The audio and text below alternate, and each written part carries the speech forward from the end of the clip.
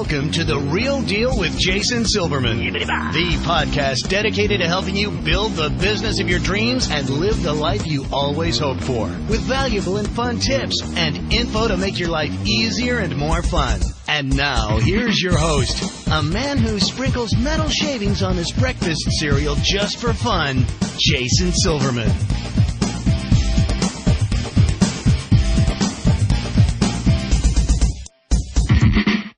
Hello everybody and welcome to The Real Deal with Jason Silverman. I'm your host, Jason Silverman, and I'm thrilled to share some more time with you again today.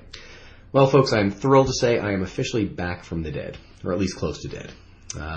For those of you who have been listening to the last couple, you know that I wound up with a really nasty sinus infection while on my way back from the Dance Teacher Summit in New York City. I gotta tell you, this one was rough. I'm not somebody who gets sick pretty much ever, so to actually be knocked on my rear end, mixing that in with actually having to stand on a stage and speak and then talk to people for 4 or 5 days, it was an interesting combination. But thank heavens for my doctor and for modern medicine. So I'm thrilled to say that I'm bounced back and I'm ready to rock and roll. In any case, when I looked at my calendar this morning, I was totally juiced. Most folks who know me know that I usually get excited on the days that I get the opportunity to share time and talents with people who I feel are really smart and really good at relaying their wisdom with other people's. And quite honestly, today is one of those days. So as many as you know, I tend to focus on topics here at The Real Deal that I'm personally interested in. And today I am ultra interested in today's guest expertise. In my search to continually bring both interesting as well as super beneficial guests, today's show is spot on.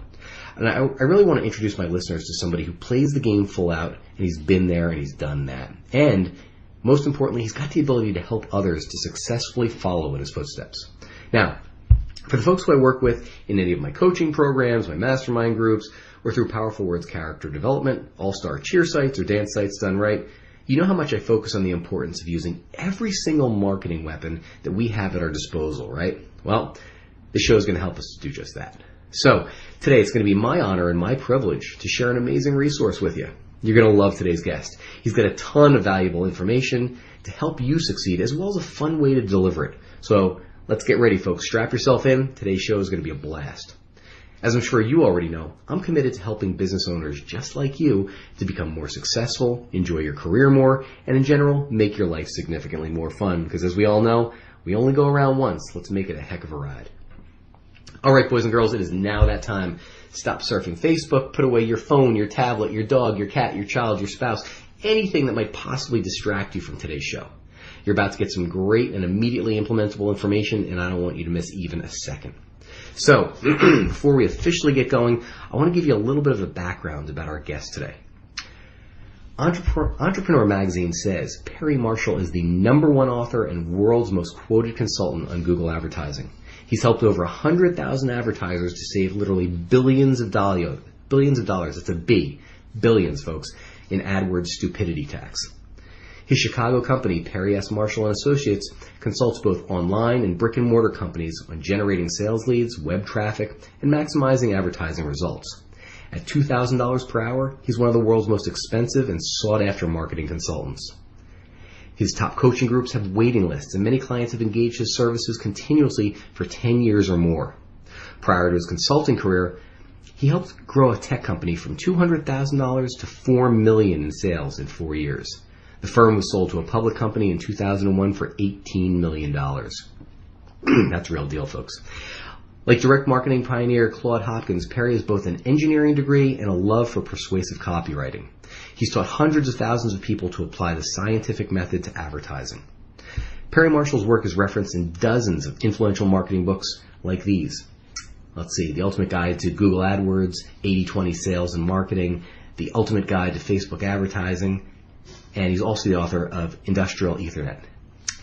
His work is referenced in dozens of influential marketing books by authors like J. Conrad Levinson, Mark Joyner, Joel Comm, Howard Jacobson, Richard Stokes, and John Jansch. He's been featured at conferences in the US, Canada, UK, Israel, and Australia, sharing the stage with legends like Zig Ziglar, Brian Tracy, Jay Abraham, Murray Smith, Harvey McKay, and Les Brown. He's consulted in over 300 industries, from computer hardware and software to high-end consulting, from health and fitness to corporate finance. E-commerce pioneer Mark Joyner dubbed him the Grand Ayatollah of Google AdWords. Direct marketing maverick Dan Kennedy says, if you don't know who Perry Marshall is, it's unforgivable. Perry is an honest man in a field rife with charlatans. His methods, coupled with Google AdWords, offer a fast and cheap testing ground for a lot of marketing messages. He's a consummate player of this game, the smartest person I or any of my clients have ever found when it comes to Google AdWords, optimizing response for his clients and teaching others how to do it for themselves. Folks, it doesn't get any more real deal than this. Richard Koch, author of the 80-20 Principle, says, Perry Marshall has something original and extremely useful to say because he's thought profoundly about the 80-20 principle. He's come up with some original insights that are literally priceless. Folks, it is my pleasure, and Perry, it is my pleasure to have you today. Welcome to The Real Deal. It's great to be on, and I appreciate what you're doing.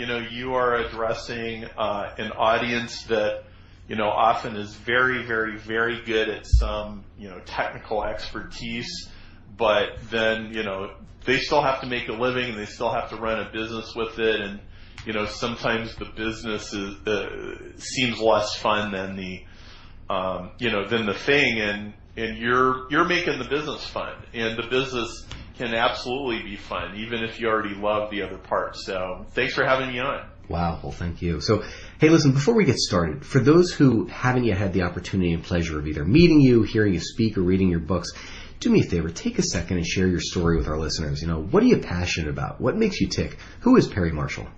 Well, I'm an engineer whose wife was pregnant when he got laid off, and I had to scramble around and eventually wound up in a career in sales, and where I had the opportunity to eat bologna sandwiches and ramen soup for a few years, and tossed in the lake, and you got to swim and all of that, and I was very excited, but I was also terrified, and it was I thought I was going to be immediately successful, and it just wasn't the case. And I guess I would say that what I do now is, I write the books that I wish that I had been able to read way back when. Like we're talking about 80-20 sales and marketing. That's certainly the book I wish I would have had, 20 years ago, or even 10 years ago for that matter. And so eventually what happened to me was I discovered direct marketing. I discovered that, advertising does not have to be some spray and pray thing where, some, woman with nice cleavage convinces you that, that some statistic or something or other means it's a good idea for you to write a check to buy an ad in a newspaper, you know what I'm saying, or the yellow pages. And I eventually got smart about that, and I turned my career around, and I kind of woke up one day and it's like, wow, I go to work every day and I've got leads coming in, and all these people actually want to talk to me, and it's not very hard to get a new customer where it used to be, really hard. And I'm actually making money now, and I might actually be able to dig my way out of all this debt, It's like, well, what if I got really good at direct marketing? Because right now I'm just kind of okay. And so that's what happened. And so hopefully I can impart some of that to your listeners here in, the few minutes that we have. Spectacular. Well, I want to dive right in because I know how crazy your schedule is, and I'm dying personally for these answers. So tell me this: we've probably heard it before, but I'd love your expertise and your experience on what is the 80-20 rule? Well, so I imagine a lot of people have at least heard of it.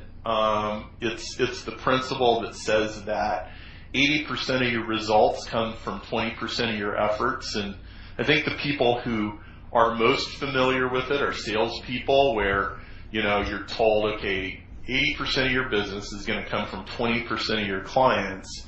And I think a lot of people kind of know that, but that's actually all they know. And they don't really get it, okay? And it's not because they're not smart, it's because it's just never been properly explained. Okay, and so 80. When I was a sales rep, I heard about this, and I printed out a sales report, and I got out my calculator and went through it. It's like, well, I'll be darned, they're right. But then that was all. It was just something I saw in the rearview mirror. Later what happened was I came to understand that 80-20 is actually, it's not just like this little business rule of thumb or something like that. It's actually more like a law of physics. And it's everywhere. It is all around you. And my goal in teaching people about 80-20 is that suddenly I can open their eyes and they can see something that's been right in front of them all their life, except now they can see it for the first time. So I'm looking out the window right now and there's a tree, okay? And guess what? 80% of the sap goes through 20% of the branches. There's a street, and 80% of the traffic runs on 20% of the roads. But it's more than that because there's an 80-20 inside every 80-20. 80% of the 80% of the traffic runs on 20% of the 20% of the roads. So that means 64% of the traffic runs on 4% of the roads and the highways. But then there's another 80-20 inside of that, which means that about 50% runs on 1%. And it just keeps going until you're down to, the busiest 3 or 4 expressways in town. And guess what? Even though there's only 3 of them or 5 of them or 1 of them, they actually carry maybe 20 or 30% of all the cars that go through. And it's true absolutely everywhere. It's true in pretty much everything you can count in a business. So it could be product defect. 80% of the product defects are in 20% of the parts, or 80% of the theft comes from 20% of the thieves, or 80% of the customer service time produces 20% of the comes from 20% of the customers, or and so you might have 1 or 2 customers who are making your life miserable, and all you need to do is fire them, which I'm giving you permission to do right now. Like, you are in no moral obligation to do business with anybody that you don't want to do business with. And so I discovered this, and all of a sudden I saw it everywhere. It's like I can't look out my window without seeing 80-20, and like, oh my goodness, if we start applying this to businesses, we can make them so much more prosperous. They can make more money with less time, less investment, less effort. And nowhere is that more important than for people who run businesses. If you run businesses, you need to understand 80-20 in your bones. Well, tell me this, because I know you started on this, but I really want to hammer this one home. How does it apply directly to sales and marketing? Okay, so if you hire, let's say you hire 10 salespeople, okay? 80-20 says that 2 of them are going to generate 80% of the sales, and the other 8 are only going to generate 20. That means that the 2, person for person, are 16 times better salespeople than the 8. Okay? Now, this bothers most people. It's like, well, hey, I got these 10 people, and I got these laggards. If I spent some time with the slow ones and I worked with them, I could make them better, and I could get them up to par, and they could make quota. And that's actually the exact opposite of what you should do. Because what you should do is you should get rid of the ones that can't perform probably as fast as you can, and you should figure out how to support the ones who do sell well as much as you can, so that they are wasting as little time as humanly possible filling out paperwork, doing expense reports, booking their airline tickets, or whatever it is that they do.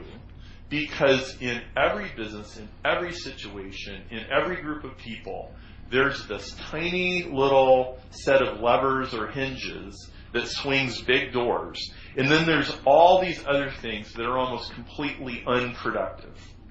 And the faster you get rid of the activities that are unproductive, the faster you can start pouring your effort into stuff that's going to really churn a large return on investment. That makes sense. I've heard you talk about that some folks think in averages. Yep. Tell me, what does that mean?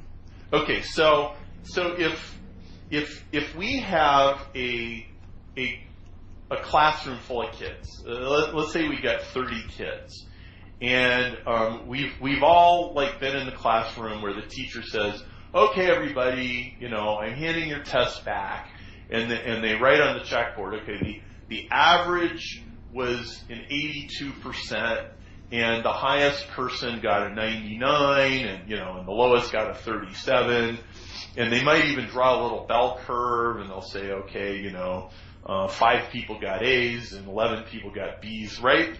We've all done that, right? Yeah, absolutely. Okay, so in a classroom, the focus is always basically getting the average up.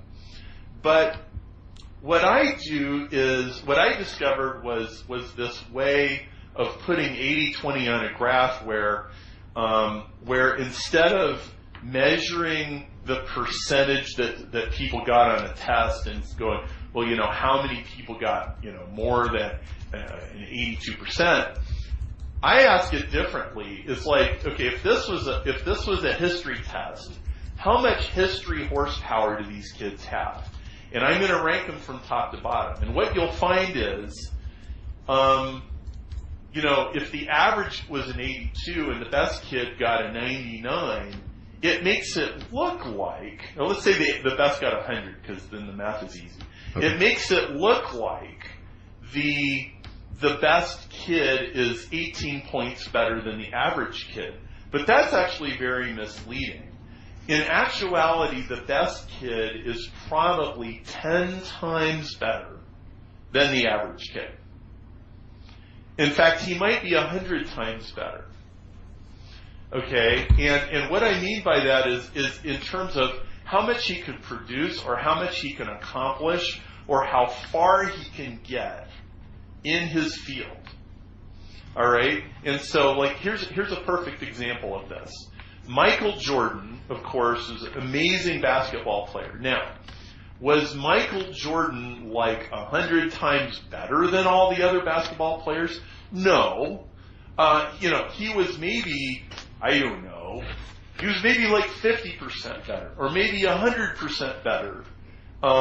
If you're just measuring how many baskets can he shoot. However, if you look at his income, everybody else on the team was making $3 million a year, and he was making $30 million.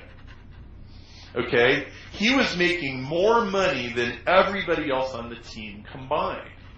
Why? Because he sells more t-shirts, more tennis shoes, more basketballs, more tickets to games, more television coverage, more mentions, and if you measured it that way, he's 10 times more famous at least than Scottie Pippen.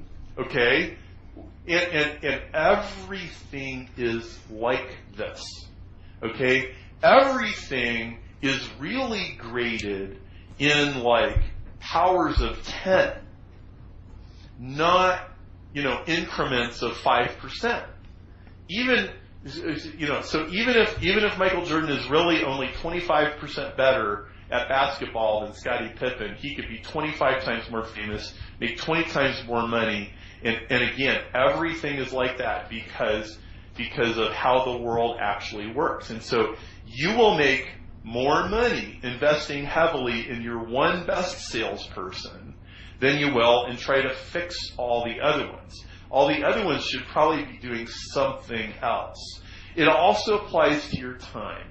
80% of your time only produces 20% of what you get. So that means you should find a way to sweep that off the rug. You could get rid of 3/4 of your work and your income would only go down by 15%. And then you could find something it's something you're already doing and do it better, and you could double your income and work half the hours. And it really is true, but people don't know it. So I'm here to preach the good news. People need to know this. No, this is important stuff. This is actually important stuff. I've heard it said that the 80-20 rule is fractal. Yes. So, how would you explain that? Okay, so not everybody knows what fractal is. Fractal is when the pattern is the same whether you zoom in, or out. So you could look at a tree and you could stand back and you could look at, and it's got this branching pattern. But if we got a microscope and we look at one of the leaves, and we're looking at the little cells inside the leaf, we still see little tiny veins in there, and we see that branching pattern. Okay, and so a tree is actually growing from a simpler program than people think it is. It's a repeating pattern that just so there's a pattern inside a pattern inside a pattern inside a pattern. Well, 80-20 is fractal. This was actually my original insight. It was like, oh my goodness, there's an 80-20 inside that 80-20, and then there's another one inside that, and another one inside of that, and another one inside that. And what practically speaking, here's an example of what that means. Okay, so let's say that you have 100 customers, and the average customer spends $100. Which means that you should have got $10,000. Well, it's very, very common that'll be the case, and you'll have this list of people, and they all bought either like product A, product B, product C, or some combination of them, and you go, okay, so, all right, great. So this is our average, and this is what we do. But anytime you have an average, you have an 80-20, and you can start stacking up the customers and say, well, I should get 80% of my money from only 20% of these people, okay? And I should get 60% of my money from 4% of the people. I should get 50% of my money from 1% of the people. So if the average person spends $100, then that means 1 out of 100 should actually spend $10,000. Let me say that again. So if you had 100 people who spent $100, 10 of them ought to spend $1,000, and 1 of them should spend $10,000. So if you got 100 $100 customers and you're not getting $10,000 from 1 of them, you're leaving money on the table, and that's probably the first place that you can go. So let me give you an example.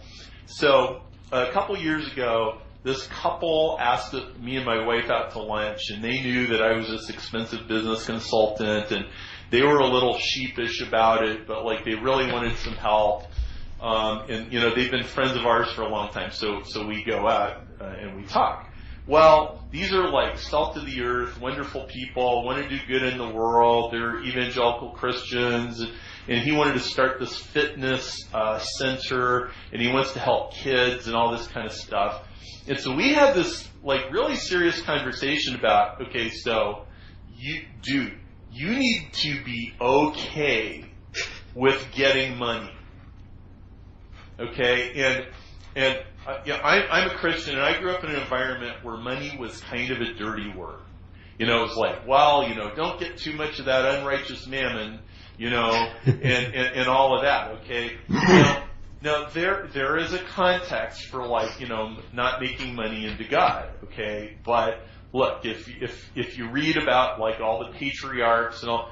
Abraham was not a poor guy, and Solomon was not a poor guy, and David was not a poor guy, and these people did not have any qualms about accumulating wealth, and they also didn't make it the number one thing in their life, okay? But I think there's a lot of people out there, and they have they are afraid. They're if I make it into a serious goal to hit certain revenue targets, it's going to ruin me, and it's going to turn me into a bad person. And we had this long conversation about dude, you can't do that. Okay? This thing is only going to run if you collect the money. Okay, the guy that's renting you the space, he needs money, and the electricity people, and the water people, and the gas people, they all need money.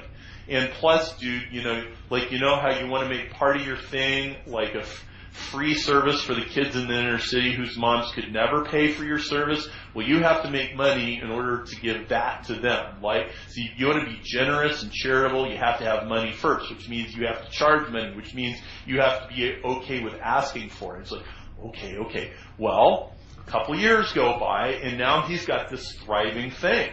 And I'm really proud of him, and I'm really impressed with him. And in fact, my 10-year-old is in parkour, learning how to jump over stuff, and it's really awesome.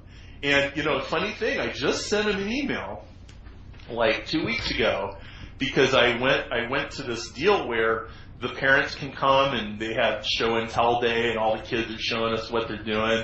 And I went home and I sent him an email. I said, dude, I'm really proud of you, and I'm really impressed, and you have got this thing on the ground. And the next thing you probably need to do is you need to make a high-end program that the rich parents are going to send their kids to.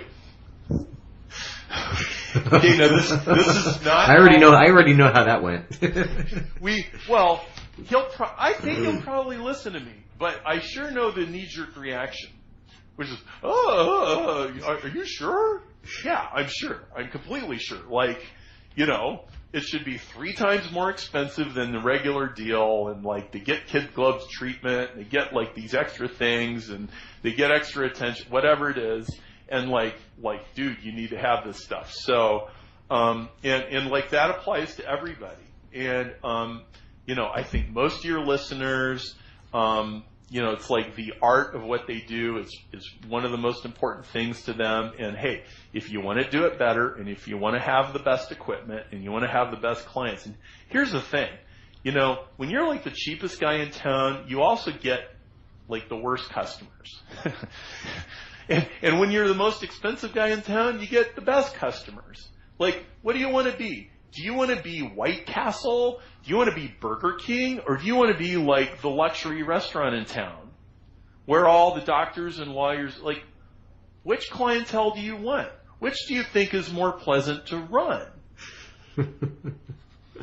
That's a no-brainer. That's an absolute no-brainer. I think it is. That was actually a really important message you just sent, and hopefully people are receiving that, because you don't get extra points for being broke. No. You really don't. No, there's no virtue in that. And look, it's not necessary. I mean, the world out there is this big, giant mosh pit of billions of dollars are sloshing around, okay? And there's billions of unmet needs out there. So all you have to do is scratch an itch that nobody else is scratching and sell it to a customer who can pay. I know there's customers that can't afford you, and you want to make it cheaper for them. Okay, kill that impulse. Now, at least until you're making a living. Now, after you're making a living, I think there's a very serious place for figuring out how to do something really innovative and really special, where maybe you can do what Henry Ford did, and most people don't completely grasp this. Henry Ford took the car from being a luxury item that's just for a few rich people, and he just relentlessly pursued all these manufacturing techniques, and he drove the price down to the point where everybody could drive a Model T. Okay? And that's really great. Okay? And if you want to do that, and if it's I run martial arts place, and the cheapest you can really do martial arts is X number of dollars, and I am going to devise this completely new system for serving martial arts to people, so it's actually 1/3 as expensive and can serve 10 times as many people, and you have some brand new thing that you're doing, then I say absolutely God bless you. But I doubt you're going to do it from a cold start. Right. Right. You're going to have to start with something where you're actually eating. Henry Ford was already eating before he realized, hey, you know what? I could revolutionize the world by, making these things for $600 instead of $2,000. You know what I'm saying? That's a great point. You got to be eaten first. Folks, I hope you guys are taking notes on this, and this is important. It really, really is. Perry, let me ask you a question, because I've heard you use this term before. Why is a bleeding neck important? Oh, okay. My friend John Paul Mendoza came up with this, and I just think it's absolutely brilliant. John was a professional gambler for 4 years, and then he decided that if he stayed in that world, he's probably going to end up dead, and so he left. Okay, and he went into selling high-tech defense contract stuff on the West Coast after he got done with his gambling career, and he realized that all this stuff that he'd learned from gambling made him a much more astute salesman. And let me tell you a quick story about what he learned in gambling. So when he was 17, he hitchhiked to Las Vegas. He dropped out of high school, and when he got to Vegas, he started playing cards for a living. And after a few weeks, he's like, "Dang, this is harder than I thought it was going to be. Maybe I could find somebody to help me." And he looks around, and he found this guy who ran a professional gambling ring, and so, if I give you part of my winnings, will you teach me how to do this? Sure. Well, they shake on it. And as soon as they have a deal, he goes, "Jump in the Jeep, John. We're going for a ride." Okay, so they're riding down the highway, and John goes, "Okay, how do I win more poker games?" And Rob goes, "John, you need to play with marks. And marks are people who are dumber than you. And, you don't want to play with gambling geniuses. You want, the guy that just got off the plane from Wichita with his grandmother's inheritance money. That's who you want to play." And he goes, "How do I find marks?" And he goes, "Here, I'll show you." And they pull into a parking lot, and they walk into a strip club. And they sit down, and there's blaring music, and there's women, and there's people drinking, and all this stuff. And Rob pulls a shotgun out of his jacket. It's a sawed-off shotgun, and he holds it under the table. And he opens a chamber, and then he racks it, so it goes. And a few people look around, "What's that?" And the club owner comes over. "Hey, everything okay over here?" "Everything's just fine, John. Or we're just teaching the lad a lesson. We're okay over here." And then he says, "Hey, did you notice the people who turned around when they heard that noise?" And he goes, "Yeah." And he goes, "Don't play poker with them.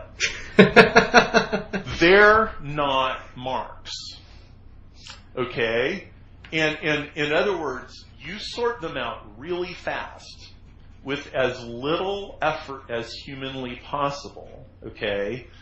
And that's called racking the shotgun. And what I've been teaching people ever since is rack the shotgun. Well, you asked me about 5-power about the bleeding neck. And when John left gambling, his first sales manager was like, "Okay, we got these 206 companies, and I want you to get in your car and see every single one of these." And John's like, "That would be like playing poker with everybody." No. I'm not going to do that. And John devised this thing called the 5-power disqualifiers, which these are the 5 things that are always true every time a sale is made. Okay? And here's what they are. Number 1, they have to have a bleeding neck. A bleeding neck is they have an urgent problem that needs to be solved right now. Okay? If they don't have a bleeding neck, they're not going to buy from you. Okay? Secondly, they have the money. You have to ask them if they have the money. You have to find out if they have the money. Because if they don't have the money, they're not buying. If they don't have the money, they're not buying. I don't know how many years I spent trying to sell people that didn't even have the money. And I thought somehow by my goodwill and my smile or whatever, it was going to make it show up. I was completely wrong. Number 3, They have the ability to say yes. There are a lot of buyers, they have the ability to say no, but they do not have the ability to say yes. They can only stop you. They cannot get the purchase order approved. Or, they got to go talk to their wife or whatever. You have to talk to a person who can say yes. Okay? Number 4, they buy into your unique selling proposition, your USP. They like your USP. If they don't like your USP, they're not buying. Okay? And number 5, it has to fit their overall plans. And those are the 5 power disqualifiers. And so, if you can approach every advertising you do, every sales meeting that you ever have, every contact with a customer from the 5 power disqualifiers, like, okay, do they have a bleeding neck? No. Okay, move on. Who has a bleeding neck? Let's fix their bleeding neck and charge a lot of money for it. That's how you make money. And you can't be squeamish about it. I know they have a problem. They want it solved. Yeah, I know they have cancer. They're coming to your clinic. Your clinic costs money. Okay? Yeah, I realize they're digging into their life savings because they have cancer. But it's not your fault they have cancer. Okay? You're the solution. Or you're hopefully the solution. Okay? So don't be squeamish about the fact that you have something somebody wants. That's your job. So, I'd love to go on more, and we have to wrap this up. But this is... You've been asking some really great questions. Well, I have one final one that I think is really going to be important. As far as I should say 2 more, but as far as testing, can you briefly talk about the importance of testing? Because I don't feel like enough people understand. That's usually my answer for everything. People say, "Well, is this going to work? Is that going to work?" And my answer is always test it. But what's your theory on testing and how it can impact your results? Well, so I discovered when I started using Google AdWords that I could write 2 ads instead of 1, and Google would run one ad, then the other, it would flip them back and forth and back and forth. And at the end of the day or the end of the week, I would know which one more people were clicking on, and I could know which one was causing people to buy more widgets. And it just opened up this whole universe of testing things. And I was astonished at how much difference it would make. I would take reverse line 1 and line 2, and the response would go up 500%, right? Change 1 word, and the response would change 50%. And you don't understand this until you've actually done it. And then it's the most fascinating psychology experiment. And so, anytime you do advertising, you need to find a way to test, which is better and which is working, which is not. And it's an 80-20 activity. It's one of the most valuable things you ever do. Fabulous. All right, folks, it's time for our resource of the week. Perry, where can our listeners find out more about you and everything that you do to help people succeed? If there was just one thing I could encourage people to do, it would be read my book, 80-20 Sales and Marketing, which you can get for a penny plus shipping. In the United States, that means it's $7. And if you're outside the U.S., it means it's $14. So I'm taping dollar bills to these books to send them out. And even if you're scraping change out of your car seats to eat lunch, you can come up with $7 and you can buy the book. And if you go to sell8020.com, SELL8020.com, you can get that book and you'll find that offer and we'll ship it to you. And the reason I do that is because I have found that people that read this book and get it become great customers. And in fact, sometimes they become extraordinary customers. So I'm betting on you. But I would love you to read this book. This book will change your life. And I don't say that lightly. If I had this book 20 years ago, I could have saved so much pain and suffering I can't even imagine. That's huge. Perry, finally, my final question for you is, if you could give business owners just one solid piece of advice to either help their business or, more importantly, help them live a better life, what would that piece of advice be? Know thyself. You need to know what it is that you are truly good at, what you are truly gifted at, and you need to be doing that, and you need to be getting rid of most of your other jobs. And you will like your life much better. You will like your work much better. You will be less frustrated, and you'll deliver more of what people love for their money. Know thyself. Fabulous. Perry, thank you so much for joining me today. I know how busy your schedule is, and I really appreciate you sharing your time and your wisdom with us. Thank you. It was a pleasure, and I really appreciate what you're doing for people that, do after-school activities, and they're serving kids and they're serving parents, and let's have less stress and more prosperity for everybody, shall we? Amen to that. All right. Well, folks, that's all the time we've got today. Thanks for tuning in to The Real Deal with Jason Silverman. For more info about our private coaching or to see if you'd benefit from one of my mastermind groups, visit me over at www.jasonmsilverman.com, where I look forward to helping you achieve the success that you truly deserve. Until next time, let me leave you with this. Get out there and be the real deal. Set a goal, make a plan, work like crazy towards it, and achieve the success that you truly deserve. Now's the time. Get out there and make it happen. Go get 'em, folks. This has been Jason Silverman, and I hope you have a spectacular week. You've been listening to The Real Deal with Jason Silverman. To access the great resources mentioned in the show and for information on coaching and mastermind group opportunities with Jason, please visit jasonmsilverman.com.